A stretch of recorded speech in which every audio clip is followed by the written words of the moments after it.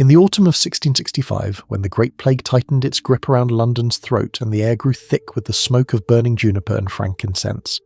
a Dutch linen draper named Anthony van Leeuwenhoek sat in his modest shop in Delft, grinding lenses with a precision that bordered on obsession, unaware that his handiwork would soon reveal a kingdom that had ruled the earth long before humans drew their first breath, a realm so vast and ancient that every footstep taken by every creature that had ever walked had been, in truth, a journey across the surface of its empire. The glass beneath his calloused fingers would eventually magnify the invisible architects of decay and resurrection. But in that moment, as he squinted against the weak northern light filtering through diamond-paned windows, the true nature of fungi remained locked behind a barrier not merely of size, but of human understanding itself. For the mushrooms that sprouted in damp cellars and the moulds that crept across forgotten bread were dismissed as spontaneous generations, corrupt manifestations of decay, rather than living organisms with their own intricate designs and ambitions. 300 miles to the south, in the gardens of Versailles, where Louis XIV commissioned ever more elaborate fountains to demonstrate his mastery over nature, the royal botanist would have been horrified to learn that beneath every manicured parterre, beneath every precisely trimmed hedge, stretched networks of fungal threads called mycelia that connected tree to tree, plant to plant, in a communication system more sophisticated than any courier network the Sun King could ever devise, transferring nutrients and chemical signals through gossamer filaments, finer than a spider's silk, yet collectively weighing more than all the courtiers, guards, and nobles who promenaded above them. The fungus called Armillaria solidips, which would one day be discovered spreading beneath the Blue Mountains of Oregon across an area of nearly 4 square miles, making it one of the largest organisms on Earth, had already been growing for perhaps 2,000 years when Caesar crossed the Rubicon, had already been sending its threads through the soil when the first stones of Stonehenge were dragged across Salisbury Plain, had already been digesting the fallen wood of ancient forests when humans were still learning to knap flint into tools. Yet no natural philosopher of the 17th century possessed even the vocabulary to contemplate such a creature, for the very concept of an organism without brain or blood, without leaf or flower, without any apparent means of sensing its world yet capable of navigating with uncanny precision toward food sources, remained fundamentally incompatible with the hierarchical ordering of nature that placed man at the apex and minerals at the base. The problem that vexed the greatest minds of the age was this: fungi seemed to occupy an impossible middle ground between the living and the dead, appearing overnight like ghosts, decomposing flesh and wood with an efficiency that suggested not life, but some accelerated form of corruption, yet displaying a resilience and apparent intentionality that no mere chemical process could explain. In the libraries of Bologna and Padua, where dried specimens gathered dust in cabinets of curiosity, scholars debated whether mushrooms were plants that had lost their flowers or animals that had lost their legs, whether they arose from thunder and lightning as peasants claimed, or from some form of fermentation deep within the earth itself, and the confusion was not merely academic, for human lives hung in the balance of these questions. When ergot, a fungus that parasitizes rye grain, contaminated the bread supply of a French village in 994 AD, 40,000 people died in an outbreak contemporaries called Holy Fire, their limbs blackening and falling off as the ergot alkaloids constricted blood vessels, causing gangrene that physicians attributed to divine punishment, rather than to the dark purple growths protruding from grain stalks in the fields. And for centuries afterward, periodic outbreaks of ergotism would sweep through European communities, causing convulsions, hallucinations, and mass hysteria that some modern scholars have suggested might explain certain witch trial testimonies, particularly those from Salem in 1692, where the afflicted girls described sensations consistent with ergot poisoning, and where the previous summer had been particularly wet, creating ideal conditions for the fungus to flourish in the rye fields surrounding the Massachusetts village. The medicinal properties of fungi had been recognized since antiquity. The Greek physician Dioscorides catalogued the use of agarican fungus as a purgative in the 1st century AD, while traditional Chinese medicine had employed reishi mushrooms for at least 2 millennia to treat everything from insomnia to respiratory ailments. Yet these applications remained empirical, passed down through oral tradition and careful observation, without any understanding of the biochemical mechanisms at work or the evolutionary pressures that had driven fungi to produce such a staggering array of bioactive compounds. What the herbalists and apothecaries of earlier centuries could not have known was that fungi had been waging chemical warfare for hundreds of millions of years, locked in an evolutionary arms race with bacteria that drove both kingdoms to develop increasingly sophisticated toxins and defences, and that the antibacterial compounds produced by certain moulds represented not acts of divine providence, but the accumulated arsenal of this ancient conflict. When Alexander Fleming returned to his laboratory at St. Mary's Hospital in London on September 3, 1928, after a 2-week holiday, and noticed that a petri dish contaminated with penicillium mould had killed the Staphylococcus bacteria surrounding it, he was witnessing the latest skirmish in a war that had been raging since the Ordovician period, some 450 million years earlier, when the first fungi colonized land in partnership with primitive plants, forming symbiotic relationships called mycorrhizae that allowed both organisms to survive in an environment that would have killed either one alone. The plants provided sugars produced through photosynthesis, while the fungal networks acted as extended root systems, mining the rock and soil for phosphorus, nitrogen and water, increasing the surface area for absorption by a factor of 10, sometimes 100. And this partnership proved so successful that today an estimated 90% of all terrestrial plant species maintain mycorrhizal associations, their roots entwined with fungal threads in an embrace so intimate that neither partner can thrive without the other, though this fact remained hidden until the German botanist Albert Bernhard Frank coined the term mycorrhiza in 1885, arguing against the prevailing assumption that the fungal threads he observed were parasites slowly killing their host plants. The resistance to Frank's ideas came not from lack of evidence, but from a deeply ingrained philosophical assumption that nature operated primarily through competition rather than cooperation, an assumption reinforced by popular misreadings of Darwin's work that emphasized struggle over interdependence, and it would take another century before Lynn Margulis faced similar resistance when proposing that the powerhouses of animal and plant cells, mitochondria and chloroplasts, had originally been free-living bacteria that entered into symbiotic relationships with ancestral eukaryotic cells, a theory now universally accepted but initially dismissed as fantasy by a scientific establishment that could not conceive of evolution proceeding through merger and collaboration. The fossil record tells a story that would have astonished the Victorian naturalists who first attempted to piece together the history of life on Earth. Fungi did not merely witness the conquest of land by living organisms, they engineered it, serving as the vanguard that transformed barren rock into soil capable of supporting complex terrestrial ecosystems. In the Devonian period, approximately 400 million years ago, a fungus called Prototaxites grew in spire-like structures reaching heights of 24 feet, towering over the low mosses and primitive plants that hugged the ground, and for decades after their fossilized remains were first discovered, paleontologists classified these structures as trees, unable to imagine that a fungus could achieve such massive size,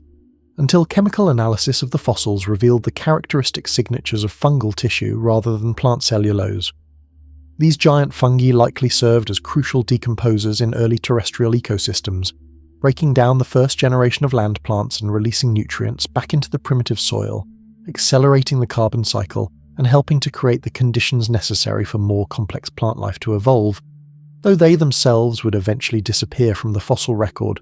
outcompeted perhaps by the very ecosystems they had helped to establish, or succumbing to climate changes that shifted the balance of power toward organisms capable of true photosynthesis. The relationship between fungi and plants grew more sophisticated over geological time, with certain species evolving the ability to penetrate plant tissues and extract nutrients directly, becoming parasites that could devastate entire forests, while others refined their mutualistic partnerships to such a degree that specific plant species could survive only in the presence of specific fungal partners, creating dependencies that stretched across continents and millennia.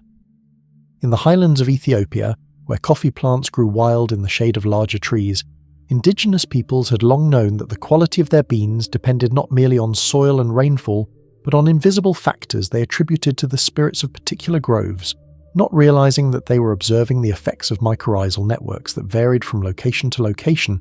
each network creating a unique mineral signature in the beans that would translate, after roasting, into subtle differences in flavour that European coffee merchants in Amsterdam and Venice would pay premium prices to obtain, though they themselves remained ignorant of the fungal foundations of terroir. The same principle applied to the great wine regions of France, where viticulturists spoke of the mystical qualities of certain hillsides and valleys,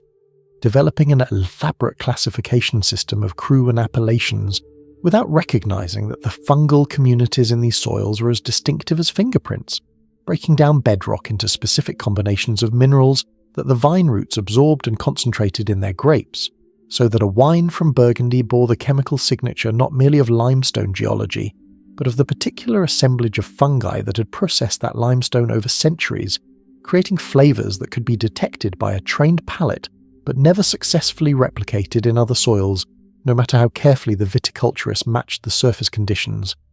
This hidden complexity meant that the great agricultural projects of empires, the transplantation of rubber trees from Brazil to Malaysia, of tea from China to India, of cacao from Mesoamerica to West Africa,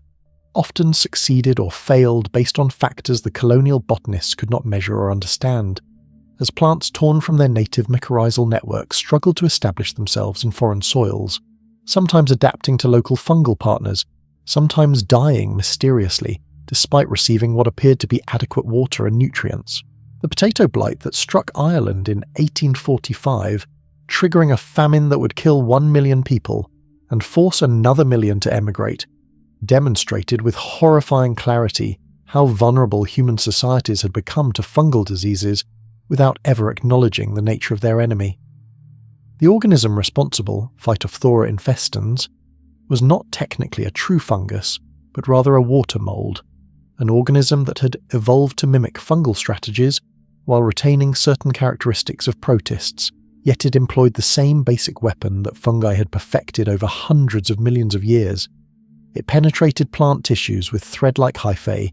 extracting nutrients and releasing enzymes that liquefied cell walls, spreading with such rapidity that a healthy potato field could turn to black slime within days of the first infection. The blight arrived in Ireland in circumstances that remain debated. Some historians suggest it came on ships from North America, where the pathogen was endemic among wild potato species that had evolved resistance, while others point to contaminated seed potatoes imported from continental Europe. But regardless of its origin, it found in Ireland's monoculture potato fields, where farmers planted genetically identical tubers season after season, a paradise of susceptible hosts with no diversity to slow its spread, and the cool, wet Irish climate provided perfect conditions for the water mold to sporulate and disperse on the wind, carrying destruction from farm to farm with no possibility of containment given the scientific understanding of the time. British authorities, convinced that the blight resulted from atmospheric conditions or moral failings of the Irish peasantry, continued to export grain from Ireland even as people starved, not comprehending that they were witnessing a biological invasion that required a biological response, and the microscopes that could have revealed the truth gathered dust in university laboratories, while politicians debated whether the famine represented divine judgment or economic opportunity. The tragedy was compounded by the fact that knowledge capable of preventing such catastrophes already existed, scattered across different cultures and traditions that lack the institutional frameworks to synthesize and disseminate their insights. Andean farmers in Peru and Bolivia, who had domesticated the potato thousands of years earlier, maintained dozens of different varieties in their fields precisely because they had learned through bitter experience that diversity provided insurance against disease, and they practiced a form of deliberate crop rotation that moved potatoes to different elevations each season, breaking the disease cycles of soil-borne pathogens, knowledge encoded in agricultural rituals that Spanish conquistadors dismissed as superstition even as they shipped potatoes back to Europe, divorcing the crop from the cultivation wisdom that had sustained it. Similarly, Japanese farmers had developed sophisticated techniques for managing rice blast fungus, Magnaporthy oryzae, that involved timing planting to avoid the fungus's peak sporulation period, maintaining specific water levels in paddies to suppress its growth, and preserving wild rice populations in field margins that harbored genetic resistance. Practices that remained confined to Japan until the late 20th century, even as rice blast devastated harvests across Asia and Africa, killing the crop that fed half the world's population. The siloing of agricultural knowledge along cultural and linguistic lines meant that solutions to fungal diseases often existed somewhere in the world, while farmers elsewhere suffered catastrophic losses, a pattern that would repeat throughout the 19th and 20th centuries as coffee rust fungus destroyed plantations in Ceylon. Dutch elm disease devastated the trees lining European and American boulevards, and chestnut blight eliminated what had been the dominant canopy tree across the Appalachian Mountains, reducing a species that had fed both humans and wildlife for millennia to a shrub that sprouts from old roots but dies back before reaching reproductive maturity. The discovery that fungi reproduce through microscopic spores dispersed by wind and water rather than generating spontaneously from decaying matter, as Aristotle had claimed, required the development of optical technology, sophisticated enough to observe these spores and the conceptual revolution to recognize what was being observed. When Pier Antonio Micheli, a Florentine botanist, conducted experiments in 1729 demonstrating that mushrooms would grow only where spores had been deposited, and that different spores produced different species with consistent characteristics, he was challenging not merely a scientific error, but an entire worldview that saw the natural world as fluid and mutable, capable of generating new forms through corruption and fermentation, rather than through reproduction, according to fixed types. His work, published in Nova Plantarum Genera, included detailed illustrations of spore structures under magnification, and descriptions of controlled experiments that met the standards of evidence we would recognize today. Yet it sank into obscurity for over a century, cited occasionally by specialists, but failing to overturn the prevailing assumptions about spontaneous generation. Perhaps because accepting the truth about fungal reproduction required accepting that the air everyone breathed contained countless invisible spores, that every damp surface represented a potential garden for organisms that could not be seen but were always present, waiting for the right conditions to germinate. A prospect more unsettling to 18th century minds than the comforting notion that decay simply happened when organic matter lost its vital force. The resistance to germ theory in medicine followed similar patterns, with Ignaz Semmelweis dying in an asylum after being driven mad by the medical establishment's refusal to accept his evidence that hand-washing prevented childbed fever, and Louis Pasteur facing ridicule when he suggested that invisible microorganisms caused wine to spoil and milk to sour. Propositions that seemed to grant far too much power to entities that could not be directly perceived, that elevated the microscopic to a level of importance incompatible with the human-centered scale of traditional natural philosophy. What finally forced the scientific community to take fungi seriously was not philosophical argument, but economic catastrophe on a scale that could not be ignored, particularly the series of wine diseases that threatened to destroy the French wine industry in the late 19th century.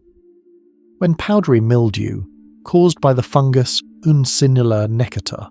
appeared in English greenhouses in 1845 and spread to France by 1847, it attacked vine leaves and grapes with such ferocity that vintners feared the complete loss of their industry, and in desperation they turned to anyone who might offer a solution, empirical or theoretical, traditional or experimental. The cure came from an unexpected direction. A French botanist named Pierre-Marie-Alexis Millardy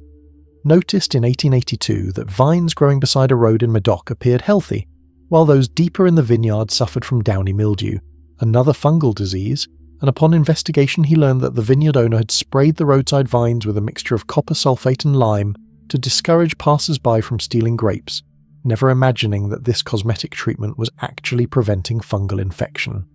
Millardy tested various formulations of what became known as Bordeaux mixture, and published his results in 1885, providing viticulturists with the first effective fungicide, and inadvertently launching the era of industrial agriculture that would come to depend on chemical interventions to maintain the high-yielding monocultures that fed growing urban populations. The discovery seemed like an unambiguous triumph at the time, saving an industry worth millions of francs and preserving cultural traditions stretching back to Roman times. But it also established a pattern that would define humanity's relationship with fungi for the next century. Rather than working with the ecological complexity that fungi represented,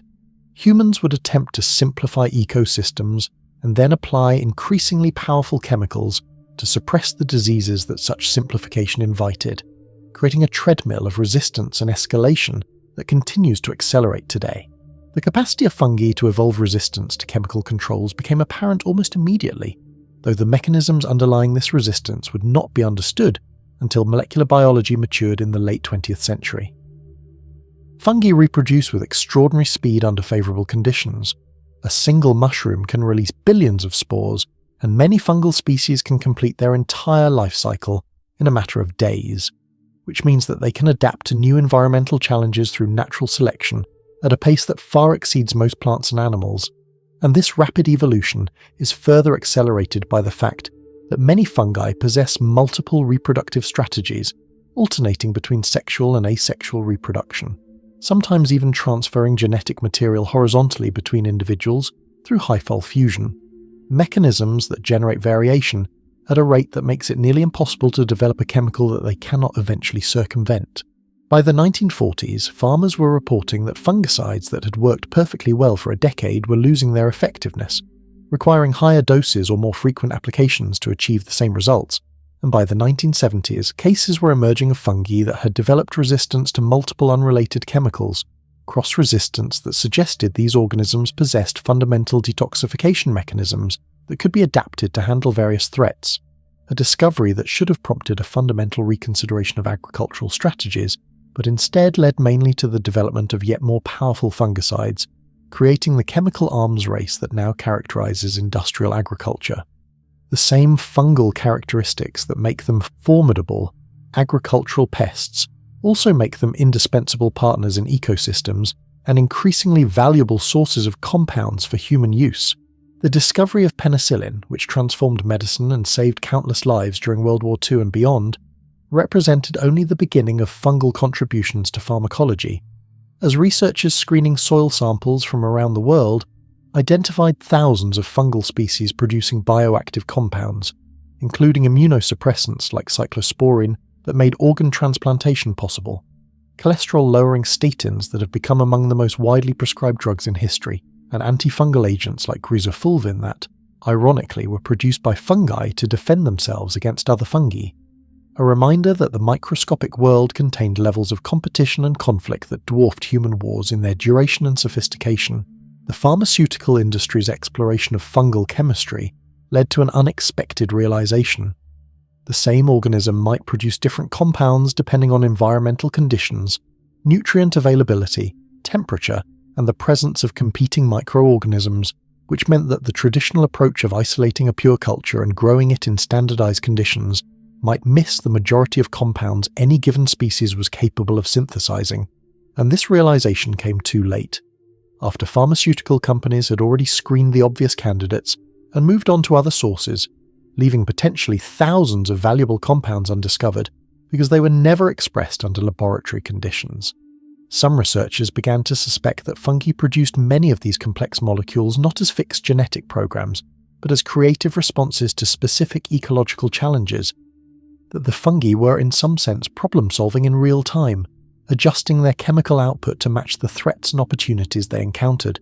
a level of sophisticated adaptation that blurred the line between programmed response and something that looked disturbingly like intelligence, though without neurons or any centralized processing organ to coordinate such responses. The question of fungal intelligence, or at least fungal cognition, moved from philosophical speculation to experimental investigation when researchers in the early 21st century began testing how fungi solved maze puzzles and optimized network growth. In one famous experiment, a team at Hokkaido University placed the slime mold Physarum polycephalum, which despite its name is actually a type of fungus-like organism that faces many of the same challenges as true fungi, at the center of a maze with food sources at 2 exits, and the organism extended tendrils that explored the maze, gradually withdrawing from dead ends and reinforcing successful paths until it had constructed the shortest possible route between the food sources, solving a computational problem that would require significant processing power if approached algorithmically, yet doing so without anything resembling a brain through mechanisms that remain only partially understood. Other experiments demonstrated that fungi could anticipate periodic events, growing toward locations where food had previously appeared at regular intervals, even when no chemical gradient pointed in that direction, suggesting some form of temporal memory encoded in the structure or chemistry of the mycelial network, and could make decisions that balance risk and reward, allocating more resources to reliable food sources, while maintaining smaller exploratory tendrils searching for new opportunities. Economic reasoning that emerged from the collective behavior of millions of individual cells without any central coordinator to impose strategy. These findings suggested that intelligence might not require neurons or even discrete cells,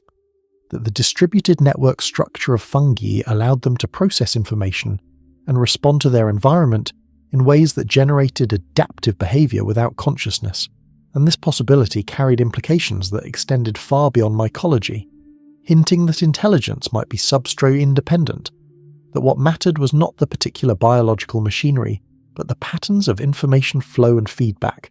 a philosophical position with profound consequences for how humans understood their own minds, and for the possibility of intelligence in systems, from ecosystems to economies to artificial neural networks. The ecological role of fungi as decomposers, breaking down dead plant and animal matter and returning nutrients to the soil, had been recognized at least since the work of Martinus Beijerinck and Sergei Winogradsky in the late 19th century established the science of microbial ecology. But the full scope of this role only became apparent when researchers developed techniques to measure carbon and nutrient fluxes through ecosystems and realized that without fungi, the Earth would be buried under layers of dead plant material that would accumulate faster than other organisms could process it. Wood, in particular, presents a formidable challenge to decomposers because the lignin that gives it structural strength resists breakdown by most organisms, the molecular bonds that hold it together requiring specific enzymes to cleave, and fungi are among the very few organisms that produce these lignin-degrading enzymes, particularly white rot fungi that can reduce a fallen tree to crumbly fragments over a period of years or decades, unlocking carbon that had been stored in the tree's structure and allowing it to re-enter the carbon cycle, either as carbon dioxide released through fungal respiration or as organic compounds incorporated into soil humus that might remain sequestered for decades or centuries depending on local conditions. The evolution of lignin-degrading capabilities in fungi appears to have occurred in the late Carboniferous period, around 290 million years ago, and some scientists have suggested that the timing was not coincidental, that the vast coal deposits laid down during the Carboniferous formed precisely because lignin-degrading fungi had not yet evolved, allowing dead trees to accumulate in swamps and eventually be compressed into coal seams rather than decomposing as they would in modern forests. A hypothesis that remains debated but highlights how the evolution of a single group of organisms might have altered the geological record of an entire planet. The discovery of fungi that could break down not merely lignin but also synthetic polymers, including plastics that were designed specifically to resist degradation, opened new possibilities for bioremediation of industrial waste, and prompted researchers to search for fungi in some of the most polluted environments on Earth, reasoning that selective pressure in these locations might have driven the evolution of novel degradation pathways. In 2011, a team of Yale students discovered in the Amazon rainforest a fungus called Pestalozchiopsis microspora that could survive solely on polyurethane plastic in anaerobic conditions, breaking down the polymer through enzymatic processes that converted it into organic matter the fungus could metabolize. And while this particular species grew too slowly to be practical for industrial waste management, its existence proved that fungi could evolve the capacity to degrade even entirely novel compounds that had not existed on Earth, until human chemists synthesized them in laboratories. Other researchers found fungi thriving in the Chernobyl exclusion zone, where radiation levels would be lethal to most organisms, and discovered that some species not only tolerated the radiation, but actually grew toward it, using melanin pigments to capture energy from ionizing radiation through a process that bore superficial similarities to photosynthesis, converting the radiation's destructive energy into chemical energy the fungus could use for growth, a finding that seemed to violate fundamental assumptions about the kinds of energy sources life could exploit, and suggested that fungi might be able to survive in environments far more extreme than previously imagined, perhaps even on other planets where radiation levels would preclude most Earth-based life forms. The fossil record preserved in rocks from the Ordovician period revealed that the partnership between fungi and plants went even deeper than mycorrhizal associations, that the first plants to colonize land lacked true roots entirely, and depended absolutely on fungal partners to anchor them in the soil and provide water and nutrients, making fungi not merely helpful symbionts, but essential enablers of the terrestrial ecosystems that would eventually give rise to humanity. These ancient associations, called arbuscular mycorrhizae because of the tree-like structures the fungus forms inside plant root cells, persist in the majority of modern plants, including most agricultural crops, and the fungal partners belong to a single phylum, Glomeromycota, that has remained remarkably unchanged for 450 million years,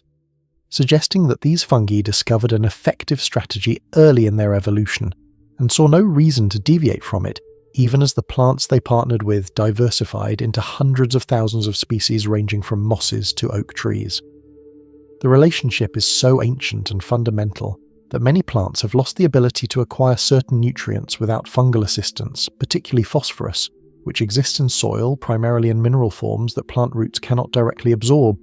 and the fungal hyphae secret organic acids that dissolve these minerals and absorb the released phosphorus, trading it to the plant in exchange for sugars, a transaction so essential that applying phosphorus fertilizer to soil often benefits the fungi more than the plants, allowing the fungi to reduce their mining activities and demand more sugar from their plant partners, potentially weakening the plants even as farmers intend to strengthen them. The industrial production of agricultural fertilizers, beginning with the Haber-Bosch process for synthesizing ammonia from atmospheric nitrogen in the early 20th century,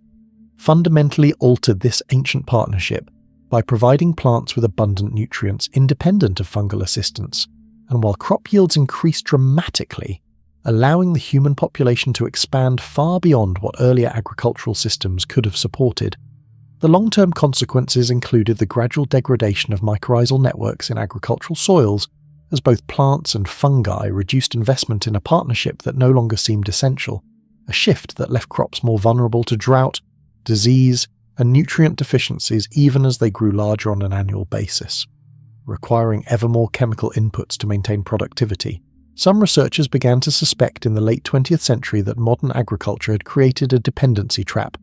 that high-input farming systems disrupted the soil ecology that would otherwise support crop health, necessitating continued high inputs to compensate for this disruption, and that this dynamic was fundamentally unsustainable, depleting soil carbon, degrading soil structure, and creating dead zones in rivers and coastal waters where fertilizer runoff caused algal blooms that consumed all available oxygen, killing fish and other aquatic life across areas that eventually stretched to thousands of square miles.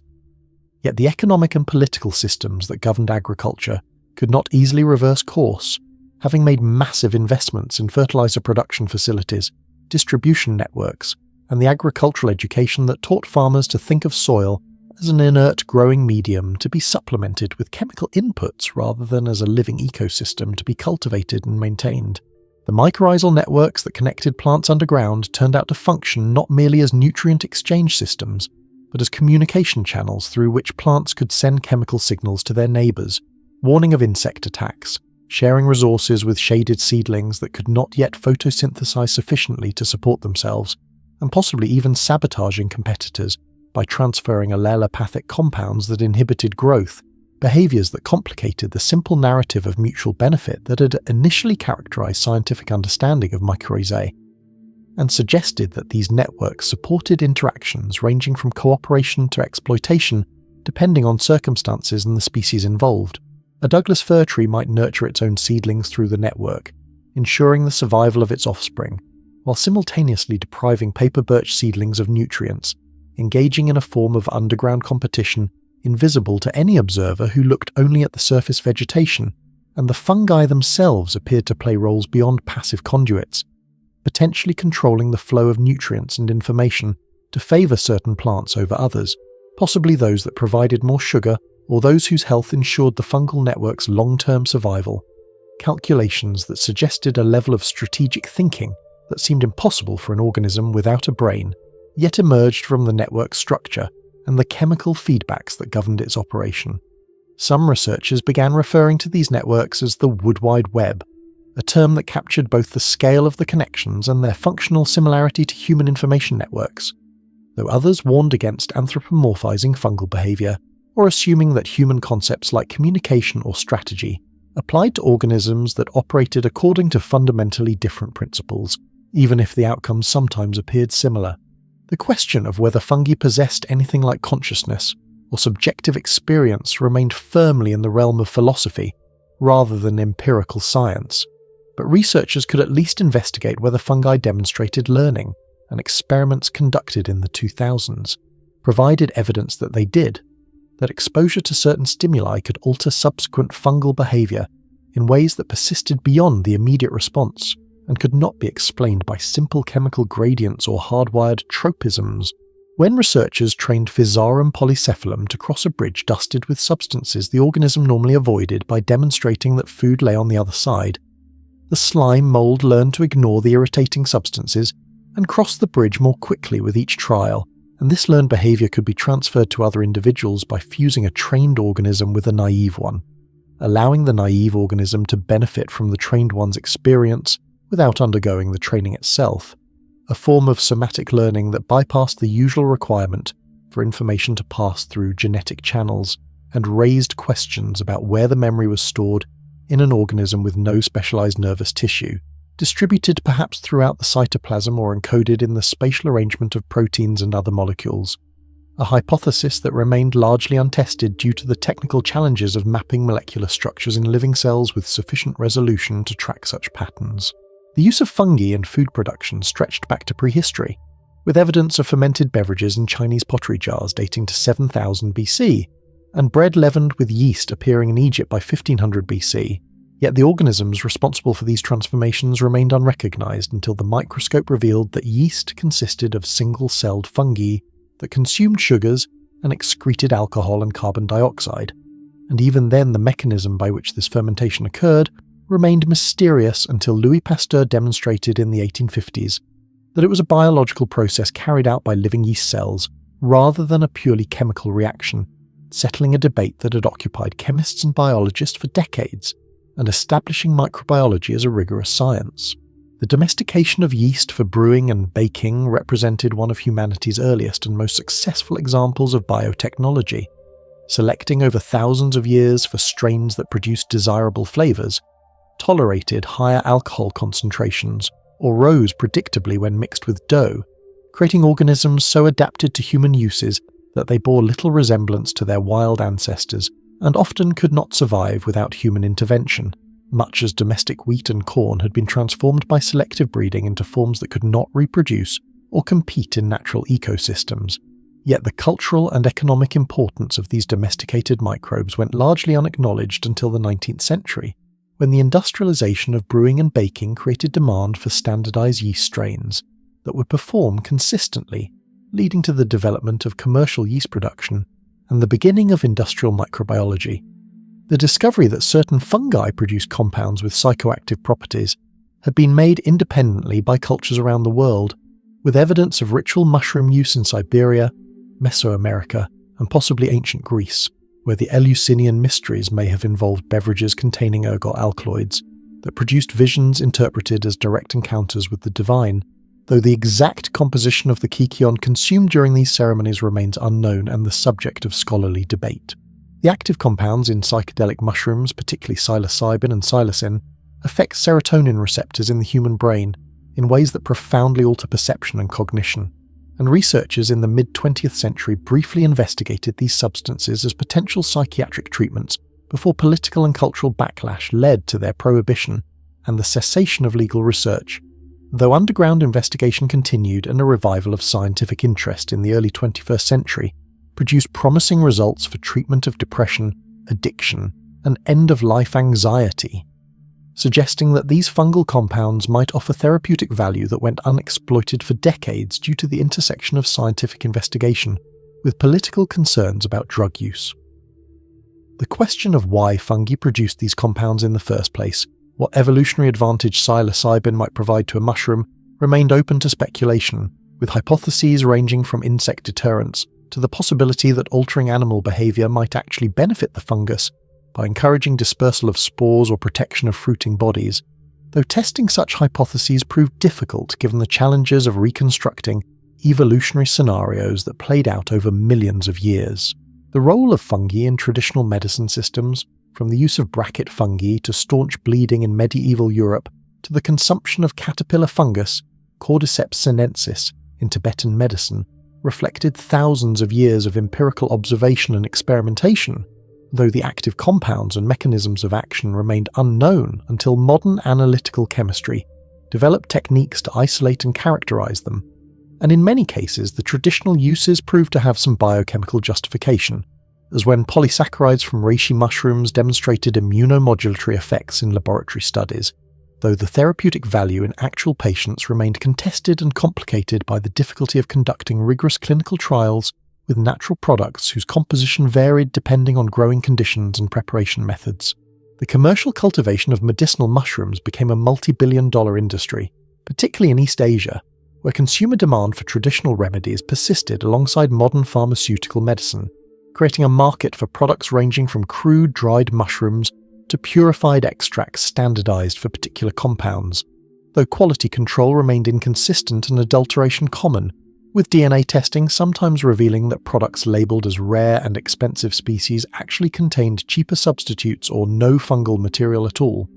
Fraud enabled by the fact that processed mushroom products often contained no intact cells or structures that would allow microscopic identification. The phenomenon of bioluminescence in fungi, the ability of certain species to produce a soft greenish glow through chemical reactions involving luciferin and luciferase, occurred in at least 71 species distributed across multiple families, suggesting that this trait had evolved independently several times, and while the adaptive value remained uncertain, researchers speculated that the glow might attract insects that would disperse spores or might serve as a warning that the mushroom contained toxic compounds. Though these hypotheses were difficult to test rigorously, and the true explanation might never be known with certainty. The mechanisms of fungal bioluminescence differed in details from the better studied systems in fireflies and marine bacteria, reflecting the independent evolutionary origin of the trait, and investigations into these mechanisms contributed to the development of bioluminescent reporter genes that became standard tools in molecular biology, allowing researchers to track gene expression and protein localization in living cells by engineering them to produce light when specific conditions were met, techniques that owed their existence to curiosity-driven research into the strange phenomenon of glowing mushrooms in tropical forests. The prospect of fungi playing a role in human colonization of other planets might have seemed like science fiction, but NASA and other space agencies took it seriously enough to fund research into using fungi to produce food, building materials and pharmaceuticals in extraterrestrial environments where importing supplies from Earth would be prohibitively expensive, and supply chains measured in years rather than days. Fungi offered several advantages for space applications. They could grow on waste products including human excrement and plant stubble, converting materials that would otherwise require storage or disposal into edible biomass and useful compounds. They could potentially be engineered to extract minerals from regolith and asteroid material, serving as biological mining systems. And their mycelial networks could be grown into three-dimensional structures that might serve as scaffolding for construction materials or even as living building components that self-repair when damaged.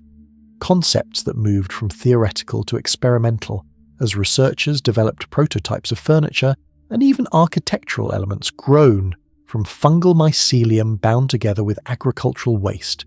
producing materials that were surprisingly strong, lightweight, fire-resistant, and fully biodegradable at the end of their useful life, though commercial applications remained limited by production costs and building codes that had no framework for evaluating living materials. The dark side of fungal adaptability manifested in the increasing number of pathogenic species that learned to thrive in human bodies, an environment that should have been inhospitable given that humans maintain a body temperature of approximately 37 degrees Celsius, which historically has been too warm for most fungi to tolerate, providing mammals with a form of thermal immunity that protected them from the vast majority of environmental fungi, but the rise of immunocompromised populations due to HIV, AIDS, cancer chemotherapy, organ transplants, and other medical interventions created a growing number of potential hosts, and fungi began to adapt, with some species demonstrating increased tolerance for elevated temperatures, and others learning to evade or suppress human immune responses, developments that paralleled the emergence of antibiotic-resistant bacteria, but received far less public attention, despite the fact that invasive fungal infections killed approximately 1.5 million people annually worldwide by the early 21st century, a death toll comparable to tuberculosis and higher than malaria in many regions. The antifungal drugs available to treat these infections numbered far fewer than antibiotics because fungi, being eukaryotic like human cells, shared enough biochemical machinery that compounds toxic to fungi often harmed human cells as well, limiting the number of viable targets for drug development, and the antifungals that did exist, faced accelerating resistance as fungi deployed the same evolutionary flexibility that made them such effective decomposers and symbionts, adapting to chemical challenges with a speed that outpaced pharmaceutical development cycles. The emergence of Candida auris, a multi-drug resistant fungal pathogen first identified in Japan in 2009, but spreading globally by the mid-2010s, demonstrated how quickly a fungal disease could evolve and disperse in the modern world, moving between continents via international travel and establishing itself in hospitals, where it proved nearly impossible to eradicate using standard disinfection protocols, persisting on surfaces and medical equipment, and causing outbreaks with mortality rates exceeding 60% in some populations. And the mystery was not merely how to control this organism, but where it had come from, why it appeared seemingly simultaneously on multiple continents, with slightly different genetic signatures suggesting independent emergence rather than spread from a single source, a pattern that some researchers suggested might indicate that warming global temperatures were allowing fungi to adapt to higher temperatures in multiple locations, that humanity might be witnessing the beginning of a broader trend in which thermal immunity weakened as the climate changed and fungi evolved in response. A scenario that carried implications beyond the immediate threat of any single pathogen, the possibility that climate change might not merely shift ecosystems and inundate coastlines, but also break down one of the fundamental barriers that had protected mammals from fungal infection throughout their evolutionary history, had the quality of a nightmare from which there was no waking, a threat that emerged not from malice, but from the same adaptive capacity that made fungi such successful organisms, their ability to find solutions to environmental challenges and exploit new opportunities, characteristics that served them well across hundreds of millions of years, and now threaten to make the human body an extension of their kingdom. The economic value of fungi to human societies, if it could be calculated comprehensively, would almost certainly exceed that of any other kingdom of organisms apart from plants and animals, encompassing not merely the direct contributions of mushroom cultivation, pharmaceutical production, and industrial enzymes, but the invisible services provided by mycorrhizal networks supporting agriculture and forestry, by decomposers recycling nutrients in managed and natural ecosystems, by yeast enabling the production of bread, beer, wine, and biofuels, by molds contributing to cheese production and flavor development, by fungal predators controlling nematode populations in soil, by endophytic fungi protecting plants from diseases and herbivores through the production of defensive compounds, services that functioned so reliably that they became invisible, noticed only in their absence when soil degradation or chemical inputs disrupted fungal communities and the systems they supported began to fail. Attempts to assign monetary value to these ecosystem services generally produced estimates in the trillions of dollars annually, though such calculations remained crude and contested, unable to capture the reality that these services were not optional amenities but fundamental prerequisites for the ecosystems that fed humanity, and that their loss could not be compensated for through technological substitutes, at least not at any scale, approaching what the fungi provided for free. Working ceaselessly in soil and wood, in living roots and dead leaves, processing matter and energy according to patterns established before the first dinosaur walked the earth, indifferent to human concerns but intimately connected to human survival, in ways that were only beginning to be recognized as the science of mycology matured,